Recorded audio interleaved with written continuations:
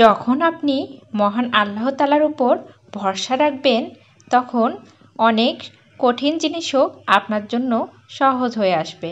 আমরা পুরো বাংলাদেশবাসী মনে হয় চেয়েছিলাম আমাদের দেশটা স্বাধীন হোক। যে অসম্ভবটা আমাদের ছাত্র ভাই বোনেরা করে ফেলেছে। আমরা আশা করছি আমরা নতুন কিছু দেখতে পাবো। আর অনেকে আবার দেখি অনলাইন জুড়ে ডক্টর ইউনূসকে নিয়ে বিভিন্ন তর্ক বিতর্কে জড়িয়ে গিয়েছে। অনেকে বলছে ডক্টর ইউনূস সুদ খায়। আচ্ছা, ডক্টর ইউনূস যদি সুদ খায়, তাহলে আপনারা ব্যাংকে টাকা রেখে কি জুস খান? একবার ভেবে দেখুন তো, আপনি যে ব্যাংকের টাকাগুলো রেখেছি, সেখান থেকে যে সুদটা আসে, সেটা কি আমরা গরিব মানুষকে দান করি না ব্যাংক থেকে নেই না? আমরা সবাই কিন্তু সুদ খাই, এটা আপনাদেরকে মেনে নিতেই হবে। শুধু আমরা একজন এত বড় পদের মানুষকে কিভাবে এই টাইপের কথা বলতে পারি, তাহলে আমরা কত বড় নির্লজ্জ জাতি, সেটা একবারই আমরা নিজেরাই ভেবে দেখি। এত বড় পদের এত বাংলাদেশের মানুষ কেন, সারা বিশ্বের মানুষকে তাকে নিয়ে নম করে। আর অথচ আমাদের মাঝে কিছু বাংলাদেশি মানুষ আছে যারা নির্লজ্জ, তারা তাকে নিয়ে বিভিন্ন তর্ক বিতর্কে জড়িয়ে গিয়েছে এবং তাকে নিয়ে বিভিন্ন কথা বলছে। আসলে আমি মনে করি একজন শিক্ষিত এবং যে অভিজ্ঞ ব্যক্তি তিনি, তাকে নিয়ে আমরা দেশের ভালো কিছু আশাই করতে পারি। কারণ তার মাধ্যমে দেশ চললে দেশ অবশ্যই ভালো কিছু পাবে।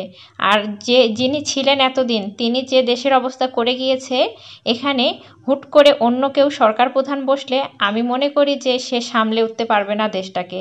এই জন্য আমাদের যে ছাত্র ভাই বোনেরা সিদ্ধান্ত নিয়েছে, এটাতে একটা অন্যরকমভাবে আমিও মত পোষণ করি যে না, আসলে আমরা ভালো কিছু পেতে যাচ্ছি।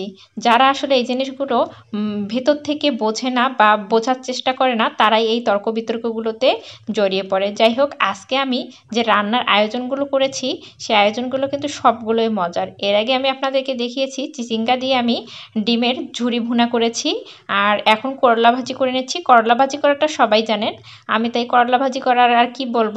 করলা ভাজিতে তেমন কিছু ব্যবহারও করতে হয় না। এর আগে আমি বেশ কিছুদিন আপনাদেরকে করলা ভাজি করা দেখিয়েছি। আমি করলা ভাজিতে শুধু জিরার গুঁড়ো এবং ধনিয়ার গুঁড়ো ব্যবহার করি। আর এদিকে পেঁয়াজ রসুন তো দিতেই হবে, একসঙ্গে উঠিয়ে দিয়েছি যাতে তাড়াতাড়ি হয়ে যায়। এদিকে আমার করলা ভাজিটাও খুব সুন্দরভাবে হয়ে গিয়েছে। তারপর লাল শাক ভাজি একটু করে নেব। আমার হাজব্যান্ড আবার লাল শাক ভাজি খুবই পছন্দ করে, ওর জন্য আবার লাল শাক ভাজিটা আমি করি, ও যেদিনে আনে সেদিনেই করে দেই। আর অবশ্যই শাক ভাজি করার সময় পেঁয়াজ এবং রসুন আর মরিচটা একটু বেশি দিলে কিন্তু শাক ভাজিটা খুব মজা হয়। আমার কিন্তু শাক ভাজি ভালোই লাগে খেতে। আজকে কোনো ঝোল টাইপের রান্না করিনি, আজকে সব এই টাইপের রান্না করেছি। আচ্ছা, যাই হোক, আমি তো দেখিয়ে ফেললাম। আর আমার কথাগুলোর মধ্যে যদি আপনাদের কোনো ভুল থেকে থাকে, আপনারা ধরিয়ে দিতে পারবেন, আমার কোনো সমস্যা নেই। আর আমিও চাই না যে কোনো তর্ক বিতর্কে কারোর সঙ্গে জড়াতে আর কি।